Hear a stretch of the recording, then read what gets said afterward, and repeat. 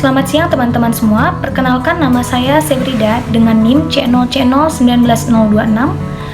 Dalam video kali ini saya akan mempresentasikan materi pertama kita mengenai konsep dasar akuntansi pajak.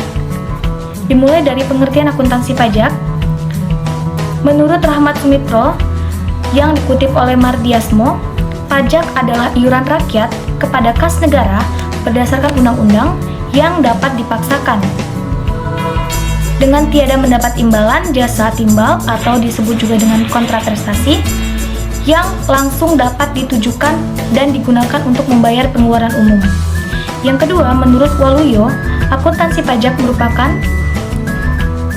sesuatu yang terjadi karena suatu prinsip dasar yang diatur dalam undang-undang perpajakan dan pembentukannya terpengaruh oleh fungsi perpajakan dalam mengimplementasikan sebagai kebijakan pemerintah.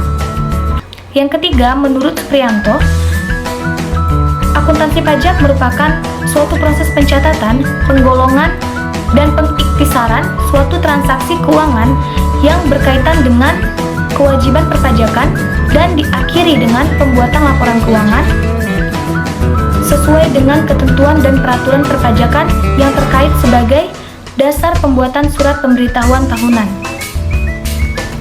Selanjutnya, peran akuntansi pajak. Peran akuntansi pajak sendiri dibagi menjadi 4. Yang pertama, membuat perencanaan dan strategi perpajakan. Yang kedua, memberikan analisa dan prediksi mengenai potensi pajak perusahaan di masa yang akan datang. Yang ketiga, alat untuk menerapkan perlakuan akuntansi atas kejadian perpajakan. Yang keempat, dapat melakukan pengarsipan dan dokumentasi perpajakan dengan lebih baik. Selanjutnya, ini merupakan struktur teori akuntansi, di mana prinsip akuntansi pajak sendiri terdiri dari tujuan laporan keuangan. Yang mana tujuan laporan keuangan sendiri ada postulat akuntansi dan konsep teoritis akuntansi. Kemudian di situ membentuk prinsip dasar akuntansi yang berkaitan langsung dengan standar akuntansi. Tujuan laporan keuangan. Tujuan laporan keuangan sendiri memberikan informasi keuangan kepada para pengguna laporan untuk digunakan dalam proses pengambilan keputusan. Kemudian ada standar akuntansi keuangan. Standar akuntansi keuangan sendiri merumuskan tujuan laporan keuangan, yaitu menyediakan informasi yang menyangkut posisi keuangan suatu perusahaan yang bermanfaat bagi sejumlah besar pengguna dalam pengambilan keputusan ekonomi. Kemudian selanjutnya, ketentuan pajak.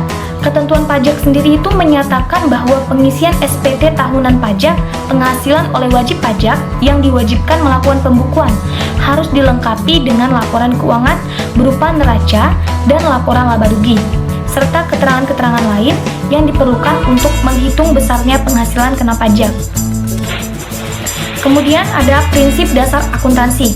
Prinsip dasar akuntansi sendiri dibagi menjadi 9. Yang pertama, ada cost principle, yang kedua revenue principle, yang ketiga matching principle, yang keempat objectivity principle, yang kelima consistency principle, yang keenam disclosure principle, yang ketujuh conservatism principle, yang kedelapan materiality principle, yang kesembilan uniform and comparability principle. Dimulai dari yang pertama, cost principle. Prinsip cost principle ini sendiri yaitu dasar penelitian untuk mencatat perolehan barang, jasa, biaya, atau ekuitas yang didasarkan pada harga pertukaran pada tanggal perolehan. Kemudian yang kedua dari revenue principle. Prinsip ini menjelaskan tentang sifat dan komponen pengukuran maupun pengakuan pendapatan sebagai salah satu komponen penyusun laporan laba rugi. Yang ketiga, matching principle. Prinsip ini pembebanan biaya pada periode yang sama dengan periode pengakuan hasil. Kemudian yang keempat ada objectivity principle. Prinsip ini dianggap sebagai hasil kesepakatan kelompok yang mengukur ataupun objektivitas diukur dengan penentuan batas atau limit tertentu. Yang kelima ada consistency principle. Prinsip ini sama dengan harus diterapkannya dalam periode yang bersangkutan, sehingga peristiwa yang sejenis atau dicatat dan dilaporkan secara konsisten. sebagai laporan keuangan yang dapat diperbandingkan. Kemudian, yang keenam, disclosure principle. Prinsip ini mengharuskan laporan keuangan dibentuk dan disajikan dari peristiwa ekonomi yang mempengaruhi perusahaan dalam suatu periode. Yang ketujuh, conservatism principle. Prinsip ini digunakan untuk hal yang sifatnya tidak menentu atau di tengah kondisi ketidakpastian. Kemudian yang kedelapan, materiality principle. Prinsip ini menyangkut informasi yang dianggap penting dalam mempengaruhi penilaian. Kemudian yang ke-9 itu ada Uniform and Comparability Principle. Prinsip ini menekankan pada keseragaman dan dapat diperbandingkan. Demikian penjelasan saya mengenai konsep dasar akuntansi pajak. Kurang dan lebihnya saya mohon maaf. Terima kasih atas perhatiannya. Saya akhiri. Selamat